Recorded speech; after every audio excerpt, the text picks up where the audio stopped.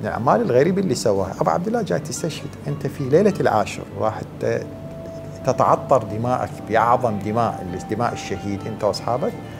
أجل، راد يسووها الخميس، أجلهم ودى الإمام العباس وعلي الأكبر، قال لهم أجلونا، إحنا نريد نصلي. شوف النظافة المادية، نصلي ونقرأ القرآن، هاي النظافة العفو المعنوية. والله يعلم كم أحب قراءة القرآن. شوف اثنين شغلتي احنا مقصرين بهم. كثير من يمنا ما يصلي، أو حتى لو يصلي ما يلتزم بالصلاة. أبو عبد الله أنت شهيد وسيد الشهداء، لا، الصلاة وصلاة الليل. فيقال كانت لهم دوي كدوي النحل، ونقرأ القرآن. وبعد سوى خيمة، أمر أصحابه يتنظفون كلهم من الشعر الزاد ويغسلون غسل الشهادة. يحتاجون النظافة المادية جدا مهمة.